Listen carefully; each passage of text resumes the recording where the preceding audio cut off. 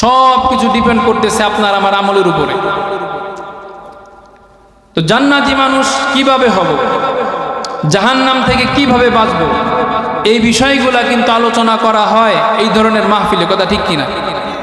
এই বিষয়গুলা কিন্তু আলোচনা করা হয় জুমার মসজিদে। কিন্তু আমরা যদি মাহফিলে না আসি, জুমার মসজিদে না যাই, তাহলে এই বিষয়গুলো শুনবো কিভাবে, মানব কিভাবে? আল্লাহ রসুল বলছেন, মানুষ যখন দ্বীনের কথা শুনে, কোরআনের কথা শুনে, তখন মানুষের ঈমান বৃদ্ধি পায়।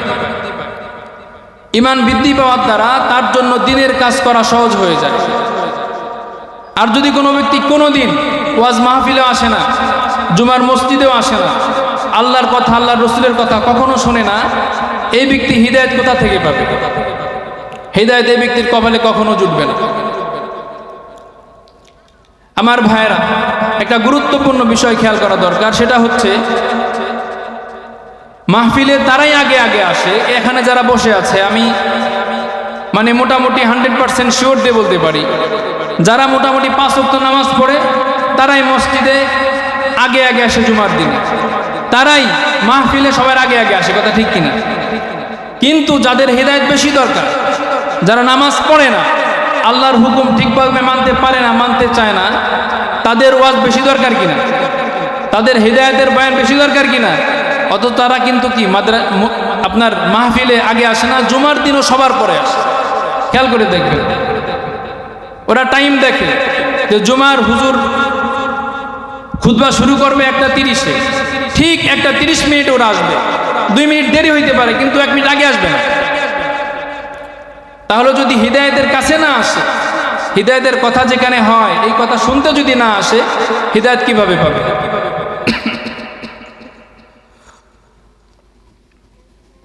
বিষয়টা এমন হইল, যারা ক্যান্সারের রোগী তারা ডাক্তারের কাছে যাইতে রাজি নাই, কিন্তু যাদের কোনো রোগ নাই, সুস্থ, তারা হাসপাতালে যেয়ে ভর্তি হয়ে আছে, কথা ঠিক কিনা? এরকম হইল না বিষয়টা?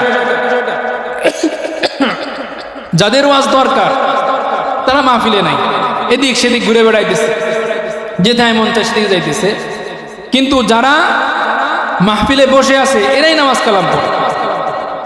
বিষয়টা এরকম হইল। তো যাই হোক, এখনো যারা এদিক সেদিক ঘোরাফেরা করছেন, সকলকে আমি অনুরোধ করব, আমরা আলোচনার দিকে চলে যাব ইনশাআল্লাহ তাআলা। আল্লাহ পাক রব্বুল আলামিন আমাদেরকে পৃথিবীতে পাঠিয়েছেন। এই পৃথিবীতে পাঠানোর পরে আমরা আমাদের মন মতো চলতেছি, যার যেটা মন চায় সে সেটাই কি করতে পারি। আল্লাহ কখনো আমাদেরকে ধরে বলে নাই, এই এখনই নামাজ পড়তে যাও। কোনো ফেরেশতা কোনোদিন আমাকে ঘাড় ধাক্কা দিয়ে মসজিদ থেকে বের করেও দেয় নাই। কোনো শয়তান আমাকে কখন কি করে ধরে নাই, টাইনিয়ে ধরে নাই যে এই নামাজ পড়তে যাওয়া যাবে না, এমন কেউ বলছে কোনোদিন? ইচ্ছা হলে নামাজ পড়তে পারি, আবার ইচ্ছা হলে নামাজ ছাড়তেও পারি। সবকিছু আমার ইচ্ছা, আমার ইচ্ছা অনুযায়ী আমি চলবো। কিন্তু আমার কি হবে সেটা ঠিক করবে কে? মহান আল্লাহ পাক রব্বুল আলামিন। পৃথিবীতে সবচেয়ে গুরুত্বপূর্ণ একটা নেয়ামত, সেটা হচ্ছে হিদায়াতের নেয়ামত। কিসের নেয়ামত? হিদায়াত। এই জিনিসটা, এই বস্তুটা যে ব্যক্তি পেয়ে গেছে, সে পৃথিবীতে সব কিছু পেয়ে গেছে। আর যে ব্যক্তি পৃথিবীতে সব কিছু পাইল, হিদায়াত পাইল না, এ ব্যক্তি কিছুই পায় নাই। আল্লামা শামসুল হক ফরিদপুরি রহমতুল্লাহ, নাম শুনছেন আপনারা? শামসুল হক ফরিদপুরি রহমতুল্লাহ আলাইহি, উনি একটা কথা বলতেন, বলে যে ব্যক্তি পৃথিবীতে সব কিছু পেয়েছে, টাকা পয়সা, গাড়ি বাড়ি, ধন দৌলত সব পেয়েছে, কিন্তু আল্লাহকে পায় নাই, ও ব্যক্তি কিছুই পায় নাই। আর যে ব্যক্তি পৃথিবীতে কিছুই পায় নাই, তার বাবাও ফকির ছিল, সেও ফকির, ভিক্ষা করে করে খায়, কিন্তু সে যদি কোনোভাবে আল্লাহকে পেয়ে থাকে, হিদায়াত পেয়ে থাকে, তাহলে পৃথিবীতে তার মতো ধনী, তার মতো বাদশা পৃথিবীতে আর হতে পারে না। বলেন সুবহানাল্লাহ। হিদায়াত এমন দামি জিনিস, হেদায়েত কি এমন দামি জিনিস, যে পেয়ে গেছে তার মতো সে হচ্ছে মুকুটবিহীন বাদশা। যদিও তার মুকুট নাই, তখ্ত নাই, কোনো আসন নাই, কিন্তু সে পৃথিবীতে বাদশা। কিয়ামতের দিন আল্লাহ পাক রব্বুল আলামিন জান্নাত পর্যন্ত তার জন্য লাল গালিশার সম্বর্ধনা দিয়ে জান্নাতে তাকে ঢোকাবেন। সুবহানাল্লাহ। আর পৃথিবীতে যারা সব কিছু পাইলো কিন্তু হেদায়েত পাইল না, সে এমপি হোক, মন্ত্রী হোক, যাই হোক না কেন, আল্লাহ পাক রব্বুল আলামিন তাকে কিন্তু কঠিন আযাবের মধ্যে গ্রেফতার করবে। এই কারণে আমরা সকলে আল্লাহ পাক রব্বুল আলামিনের কাছে সব সময় হেদায়েতের দোয়া করব। কিসের দোয়া করব? হেদায়েতের দোয়া। তার কারণ হেদায়েত এমন দামি একটা সম্পদ, যদি আমরা পেয়ে যাই, যদি কোনোভাবে পেয়ে যাই, তাহলে আমাদের মতো খুশি আর কেউ হইতে পারবে না। আর আমরা যদি হেদায়েতই না পাই, পৃথিবীতে যাই পাই না কেন, আমরা কিছুই পাই না। তাহলে হেদায়েত আমাদের জন্য সবচাইতে গুরুত্বপূর্ণ বিষয় এবং সবচাইতে গুরুত্বপূর্ণ নেয়ামত। কথা ঠিক কিনা? হেদায়েত পাওয়ার দরকার আছে না নাই? হেদায়েত হচ্ছে আল্লাহ পাক রব্বুল আলামিনের পক্ষ থেকে সবচাইতে গুরুত্বপূর্ণ নেয়ামত। হেদায়েত যে ব্যক্তি পেয়েছে সে সব কিছু পেয়ে গেছে। আল্লাহ পাক রব্বুল আলামিন তার জন্য জান্নাতের ব্যবস্থা করে রেখেছেন। আর যে ব্যক্তি হেদায়েত পায় নাই, পৃথিবীতে সব কিছু পেয়েছে, টাকা পয়সা পেয়েছে, ধন দৌলত পেয়েছে, ক্ষমতা পেয়েছে, সব কিছু পাইল, কিন্তু হেদায়েত পাইল না। আল্লাহ পাক রব্বুল আলামিন এই ব্যক্তিকে কিছুই দেয় নাই। কিয়ামতের কঠিন দিনে আল্লাহ তাআলা তাকে জাহান্নামের আসামি হিসেবে কবুল করবেন। কিয়ামতের দিন কি বানাবেন তাকে? জাহান্নামের আসামি। আমাদের জন্য সবচেয়ে গুরুত্বপূর্ণ নিয়ামত হচ্ছে হেদায়েত। সবচেয়ে গুরুত্বপূর্ণ নিয়ামত কি? এই জন্য আল্লাহ পাক রব্বুল আলামিন সূরা ফাতিহা আমাদের জন্য প্রতিটা নামাজের শুরুতে সেট করে দিয়েছেন। কথা ঠিক কিনা? সব নামাজের শুরুতে সূরা ফাতিহা পড়ার দরকার আছে না নাই? লা সলাতা ইল্লা বিফাতিহাতিল কিতাব। যে ব্যক্তি সূরা ফাতিহা পড়বে না, সে ব্যক্তি নামাজি হবে না। আপনি যে নামাজি পড়েন না কেন, এমনকি আমরা যখন 4 রাকাত ফরজ পড়ি, 4 রাকাত ফরজের প্রথম 2 রাকাতে সূরা ফাতিহা আছে না নাই? সূরা ফাতিহার সাথে কোরআনের অন্য সূরা মেলাতে হয়, কিন্তু বাদ বাকি যে 2 রাকাত নামাজ, এই 2 রাকাতে সূরা ফাতিহা আছে না নাই?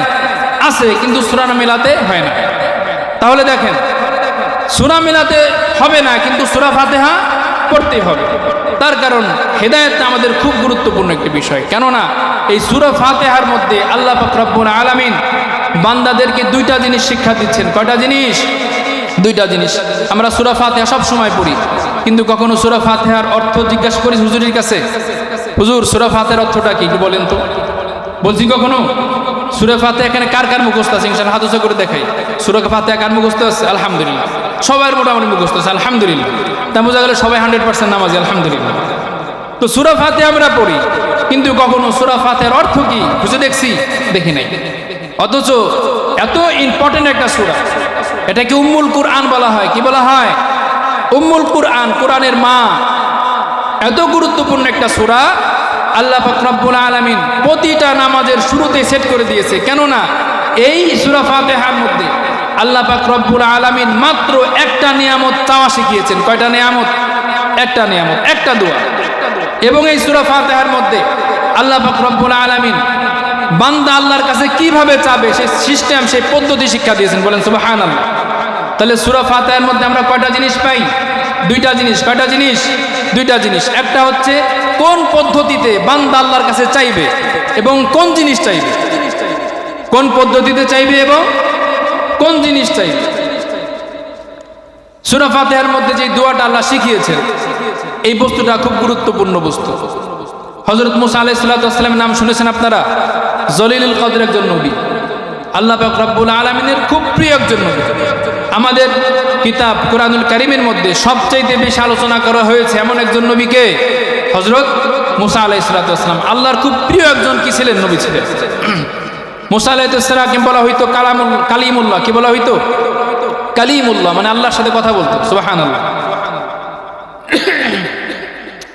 তো মুসা আলাইহিস সালামকে আল্লাহ পাক রব্বুল আলামিন বলতেছেন, ও মুসা, তোমার কাজে আমি বড় খুশি হয়েছি, যে কোনো একটা ব্যাপার। তো তুমি আমার কাছে চাও, কি চাবা? তুমি যা চাবা আজকে আমি তাই তোমাকে দান করে দেব। বলে একটু সমস্যা, তুমি যা চাবা আমি কি তোমাকে দান করবো। তো মুসা আলাইহিস সালাম খুব চালাক লোক, খুব চালাক নবী। নবীর তো এমনি চালাক, তারপরে আবার উনি একটু বেশি চালাক।